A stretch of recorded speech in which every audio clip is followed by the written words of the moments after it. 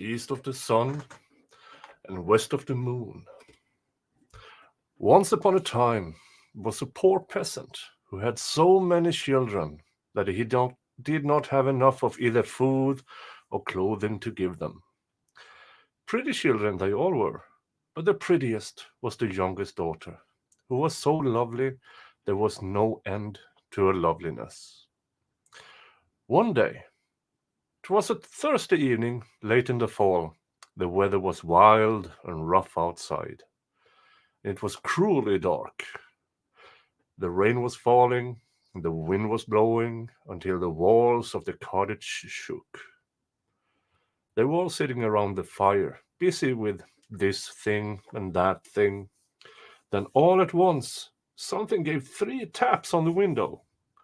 The father went out to see what was the matter. Outside, what should he see but a great white bear? "Good evening to you," said the white bear. "The same to you," said the man. "Will you give me your youngest daughter? If you will, I will make you as rich as you are now poor," said the bear. Well, the man would not be at all sorry to be rich, but still he thought he must have a bit of a talk with his daughter first. So he went in and told them how there was a great white bear waiting outside who had given his word to make them so rich if he could only have the youngest daughter. The girl said no outright. Nothing could get her to say anything else, so the man went out and settled it with the white bear that he should come again next Thursday evening and get an answer. Meantime, he talked to his daughter and kept on telling her of all the riches they would get and how well off she herself would be. At last, she agreed to it. So she washed and mended her rags and made herself as smart as she could. Soon she was ready for the trip, for she didn't have much to take along.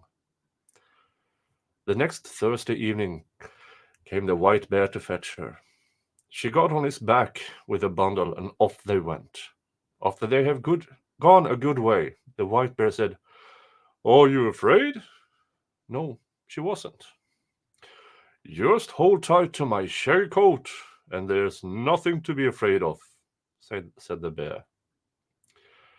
She rode a long, long way until they came to a large, steep cliff. The white bear knocked on it. A door opened, and they came into a castle, where there were many rooms, all lit up, rooms gleaming with silver and gold.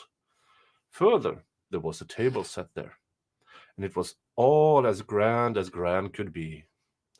Then the white bear gave her a silver bell, and when she wanted anything, she only had to ring it, and she would get it at once.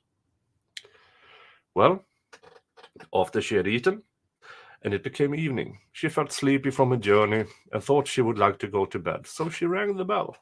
She had barely rung it before she found herself in a room where there was a bed made as fair and white as anyone would wish to sleep in, with silken pillows and curtains and gold fringe.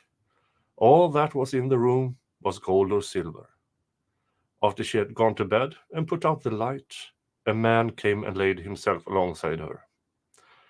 It was the white bear, who had cast off his pelt at night, but she never saw him, for he always came after she had put out the light. Before the day dawned, he was up and off again. Things went on happily for a while, but at last she became quiet and sad. She was alone all day long, and she became very homesick to see her father and mother and brothers and sisters. So one day, when the white bear asked what was wrong with her, she said it was so lonely there, and how she longed to go home to see her father and mother and brothers and sisters. And that was why she was so sad, because she couldn't get to them. "Well," said the bear, "that can happen all right, but you must promise me not to talk alone with your mother, but only when others are around to hear. She will want to take you by the hand and lead you into a room to talk alone with her. But you must not do that, or else you will be bringing bad luck on both of us." So one Sunday the white bear came and said they could now set off to see her father and mother. Off they went, she sitting on his back, and they went far and long. At last they came to a grand house. Her brothers and sisters were outside, running about and playing. Everything was so pretty. It was a joy to see. "This is where your father and mother live now," said the white bear. "Now, don't forget what I told you, else you will make us both unhappy." No, heaven forbid, she did not forget. When they reached the house, the white bear turned around and left her there. She went in to see her father and mother, and there was such joy that there was no end to it. None of them could thank her enough for all she had done for them. They now had everything they could wish for, as good could be. Then they wanted to know how she was. "Well," she said, "it was very good to live there." She did. She had all that she wished for. I don't know what else she said, but I don't think she told any of them the whole story. That afternoon, after they had eaten dinner, everything happened as the white bear had said it would. Her mother wanted to talk to her alone in the bedroom, but she remembered what the white bear had said and wouldn't go with her.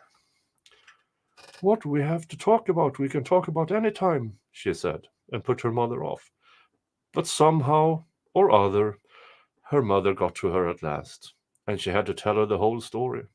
She told her how every night after she has gone to get bed, a man came and lay down beside her as soon as she has put out the light, and how she never saw him, because he was always up and away before the morning dawned, and how she was terribly sad, for she wanted so much to see him, and how she was by herself all day long, and how dreary and lonesome it was. "Oh dear," said her mother, "it well may be a troll you're sleeping with, but now I will give you some good advice on how to see him. I will give you a candle stub, which you can carry home in your bosom. Just light it when he is asleep, but be careful not to drop any tallow on him." Yes, she took the candle and hid it in her bosom, and that evening the white bear came and took her away. But when they had gone a piece, the white bear asked if it all happened as he had said. She couldn't deny that it had. "Take care," said he. "If you have listened to your mother's advice, you will bring bad luck on us both, and it will be finished with the two of us." No, by no means. So when she reached home and had gone to bed, it was the same as before. A man came and lay down beside her, but in the middle of the night, when she heard he was fast asleep, she got up and lit the candle.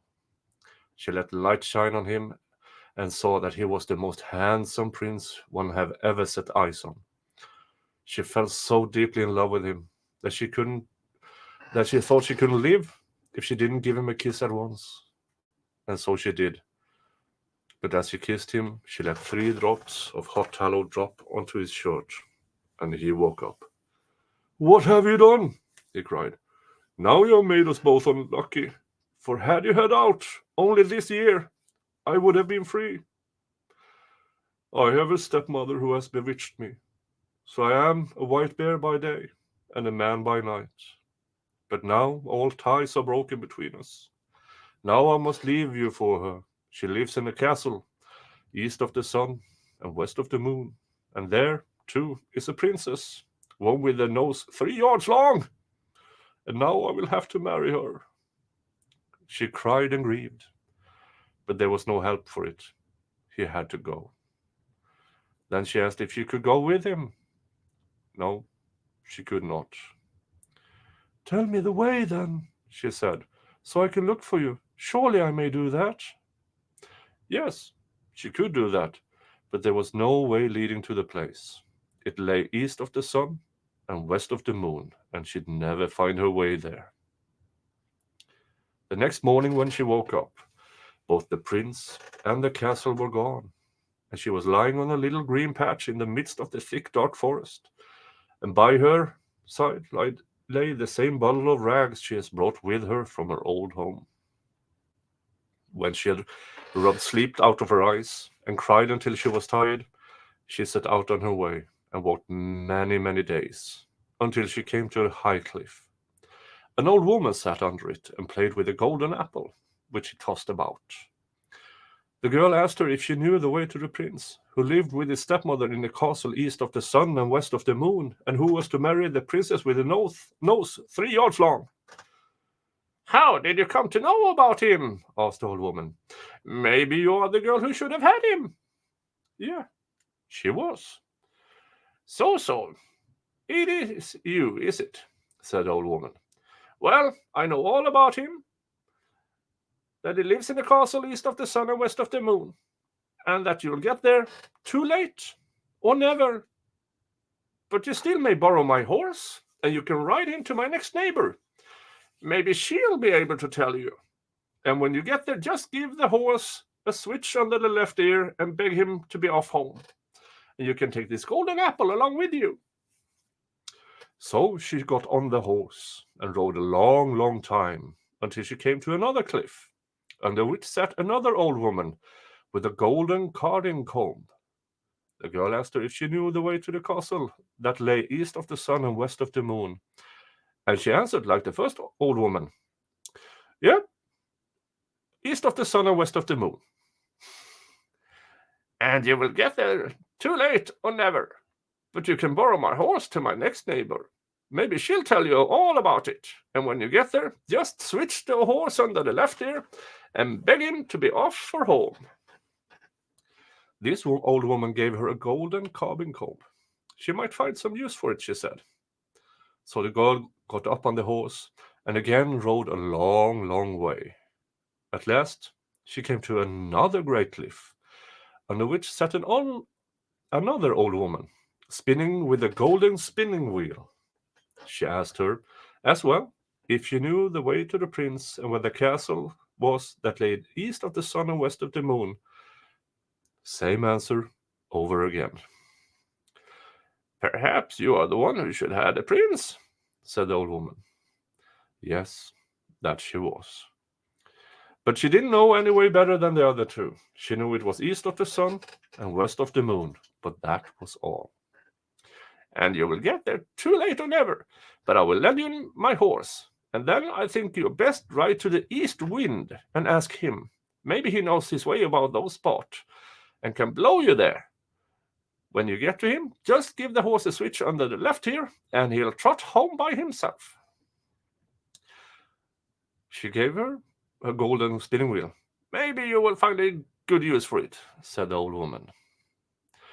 She rode many weary days before she got to the east wind's house, but at last she did reach it, and she asked the east wind if he could tell her the way to the prince who lived east of the sun and west of the moon.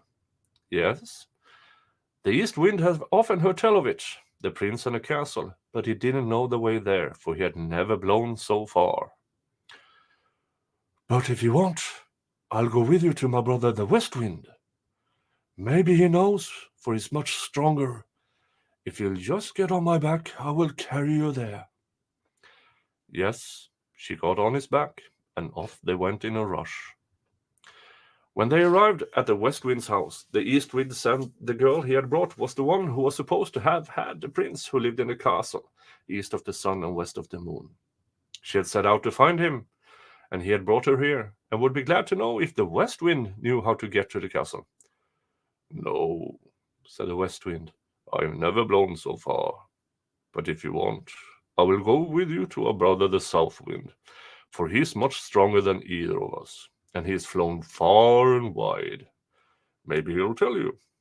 Get on my back, and I'll carry you to him."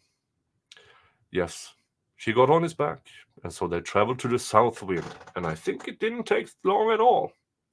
When they got there, the west wind asked him if he could tell her the way to the castle that lay east of the sun and west of the moon, for she was the one who was supposed to have had the prince who lived there.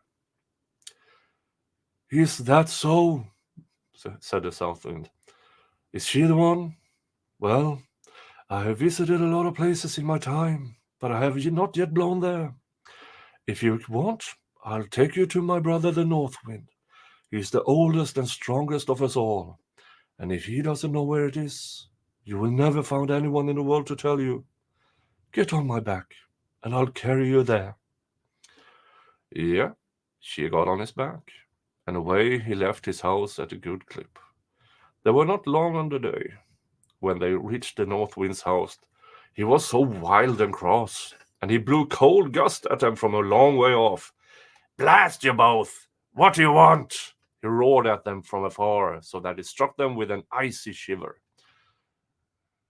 "Well," said the South Wind, "you don't need to bluster so, for here I am, your brother the South Wind. And here's the girl who's supposed to have had the prince, who lived in the castle that lies east of the sun and west of the moon. And now she wants to ask you if you ever were there, and can show her the way, for she wants so much to find him again." "Yes, I know what it is," said the North Wind. "A single time I blew an aspen leaf there, but afterward I was so tired I couldn't blow a puff for many days. But if you really wish to go there, and aren't afraid to come along with me, I will take you on my back and see if I can blow you there." Yes, with all her heart, she wanted to, and had to get there if it were all possible, and she wouldn't be afraid, however madly he went. "Very well, then," said the North Wind, "but you must sleep here tonight, for have the whole day before us, if we're to get there at all." Early the next morning, the North Wind woke her and puffed himself up and blew himself out, and made himself so stout and big that he was gruesome to look at. Off they went, high up through the air, as if they would not stop until they reached the end of the world.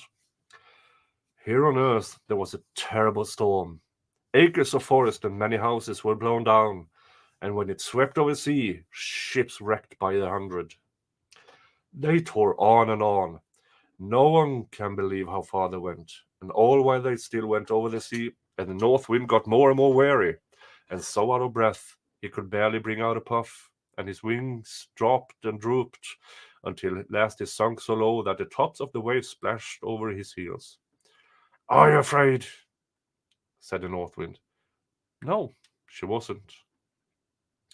They weren't very far from land by now, and the North Wind had enough strength left that he managed to throw her up on the shore under the windows of the castle, which lay east of the sun and west of the moon.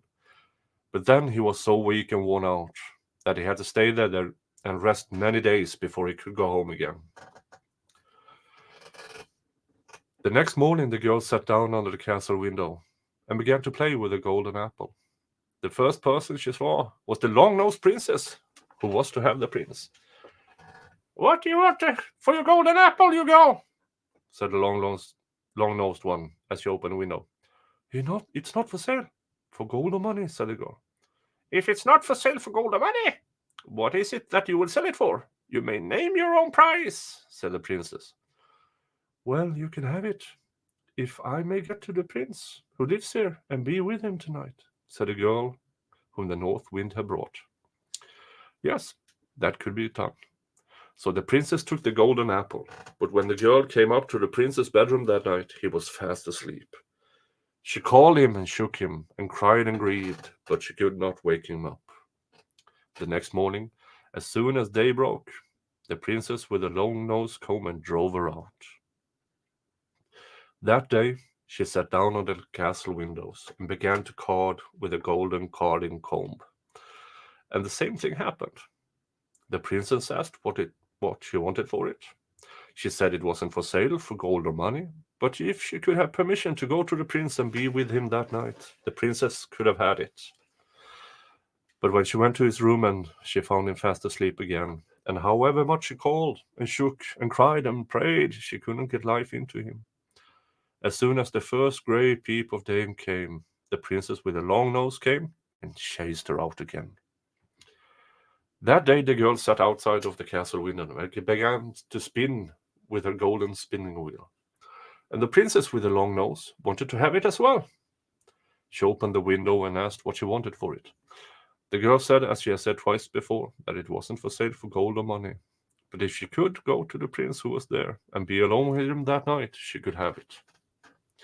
Yes, she would be welcome to do that. But now you must know there were some good people who had been taken there. And while they were sitting in their room, which was next to the prince's, they have heard how a woman had been in there, crying, praying, and calling for him 2 nights in a row, and had told this to the prince.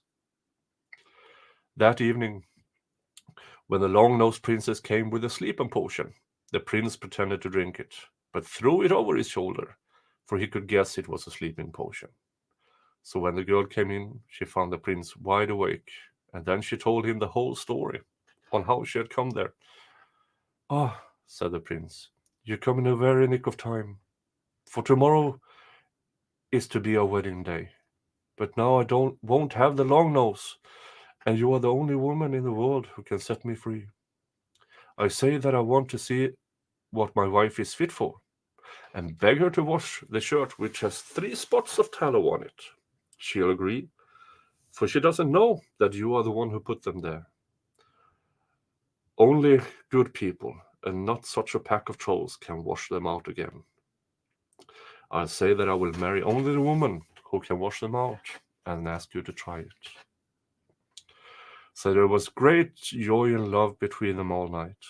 But the next day, when the wedding was planned, the prince said, "First of all, I like to see what my bride is fit for."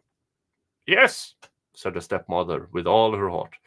"Well," said the prince, "I got a fine shirt which I liked for my wedding shirt, but somehow or other it got 3 spots of tallow on it, which I must have washed out. I have sworn to marry only the woman who is able to do that. If she can't, then she's not worth having." Well, that was no big thing, they said. So they agreed, and the one with the long nose began to wash away as hard as she could, but the more she rubbed and scrubbed, the bigger the spots grew.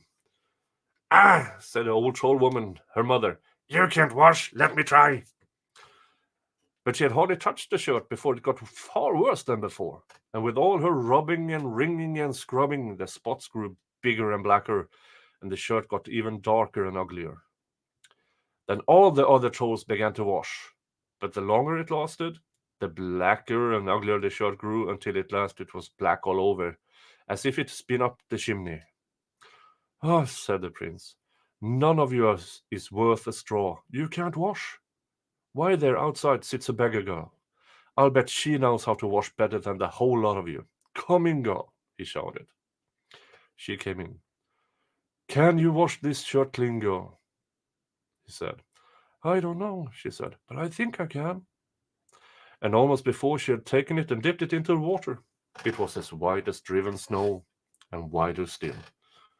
"Yes, you are the girl for me," said the prince. At that, the old troll woman flew in such a rage, she exploded on the spot, and the princess with the long nose after her, and the whole pack of trolls after her. At least, I haven't never heard a word about them since. As for the prince and princess, they set free all the good people who had been captured and shut up there, and they took with them all the silver and gold, and flew away as far as they could from the castle that lay east of the sun and west of the moon. Thank you for listening. Until next time, bye bye.